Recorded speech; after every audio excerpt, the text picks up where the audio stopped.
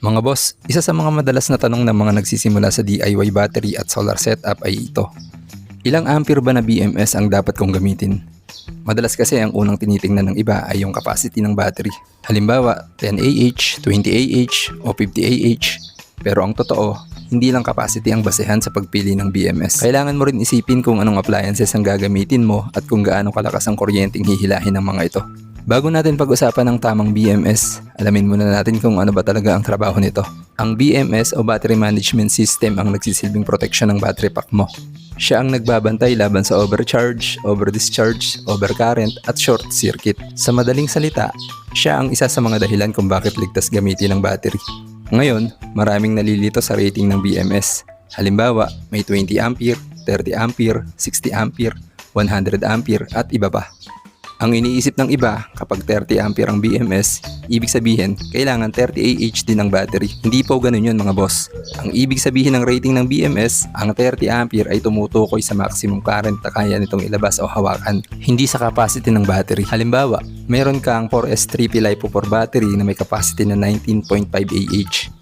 Kahit 19.5 Ah lang ang battery mo, pwede kang gumamit ng 60 ampere BMS. Hindi ibig sabihin na pipilitin ng BMS ang battery na maglabas ng 60 ampere. Ang ibig sabihin lang nito ay kaya ng BMS na humawak ng hanggang 60 ampere kung kakayanin ng battery at ng load. Ngayon, pag-usapan naman natin ang mga karaniwang appliances sa bahay at kung gaano kalakas ang konsumo ng mga ito. Magsimula tayo sa LED lights. Ang isang 5 watt LED bulb sa 12 volt system ay humihigop lang ng humigit kumulang 0.4 ampere. Kahit 10 LED bulb pa ang gamitin mo, mababa pa rin ang total current na kakailanganin. Kaya para sa ilaw lang, hindi mo kailangan ng sobrang taas na BMS. Sunod naman ay electric fan. Ang karamihan ng 12 volt DC fan ay nasa 10 hanggang 30 watts. Kung 20 watts ang fan mo, nasa paligid lang ito ng 1.5 hanggang 2 amperes. Kaya kahit 2 o 3 fan pa ang gamitin mo, mababa pa rin ang load kumpara sa kaya ng 30 ampere BMS mo. Kapag TV naman ang pinag-uusapan, depende ito sa laki at klase. Ang maliit na LED TV ay kadalasang nasa 30 watts hanggang 60 watts. Ang ibig sabihin mga boss, nasa 3 hanggang 5 amperes lang ang konsumo nito sa 12 volt system. Kapag speaker naman, lalo na yung mga portable speakers o maliit na sound system, kadalasan mababa rin ang current na kailangan. Kaya madalas, kahit maliit na battery pack at 20 ampere o 30 ampere BMS ay sapat na. Ngayon mga boss, medyo iba na ang usapan kapag inverter ang gagamitin. Dito kasi nagsisimulang tumaas ang current na hinihila mula sa battery. Halimbawa, may 300 watt inverter ka. Kahit 300 watt lang ang appliances mo, sa 12 volts battery system, nasa mahigit 20 amperes na agad ang hihilahin nito. Kapag isinama pa natin ang efficiency losses ng inverter, mas tataas pa ito.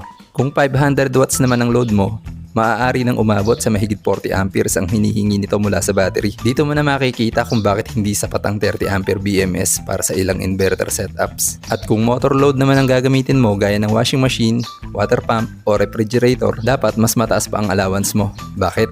Dahil may tinatawag tayong starting surge current. Kahit 300 watts lang ang motor habang tumatakbo, maaari itong humila ng doble o triple ng normal current sa unang pag-start nito.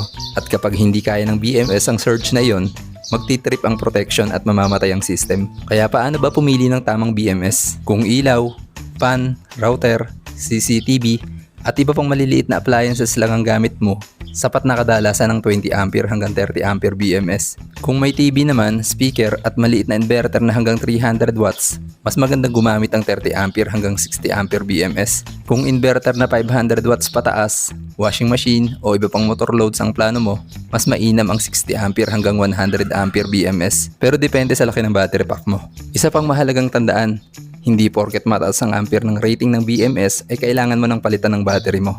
Halimbawa, may 4S3P battery pack ka. Pwede ka pa rin gumamit ng 60 ampere BMS kahit hindi kayang maglabas ng 60 ampere ng tuloy-tuloy ang battery. Ang advantage nito mga boss ay mas mataas ang allowance mo sa surge current at mas hindi hirap ang BMS sa normal na operasyon. Sa huli mga boss, tandaan natin na ang pagpili ng BMS ay hindi lang nakabase sa capacity ng battery. Kailangan mong isipin kung anong load ang gagamitin mo, gaano kalakas ang current na kakailanganin nito. At kung may posibilidad bang magkaroon ng surge current lalo na kapag inverter o motor ang gamit, mas mabuting may sapat na allowance ang BMS kaysa palaging sagad sa limit. Dahil kapag hindi tugma ang BMS sa load mo, maaari itong mag-trip, uminit o masira sa paglipas ng panahon. Kaya bago bumili ng BMS, alamin muna kung ano ang mga appliances na gagamitin mo. Hindi lang ito makakatipid sa gastos, makakatulong pa itong mapahaba ang buhay ng battery at maging mas ligtas ang buong setup mo. At kung sakaling nakatulong ang video na ito, Huwag kalimutang mag-subscribe mga boss para sa mas marami pang solar, battery at DIY electronics tips. O paano mga boss, hanggang dito na lang muna. Salamat sa panonood.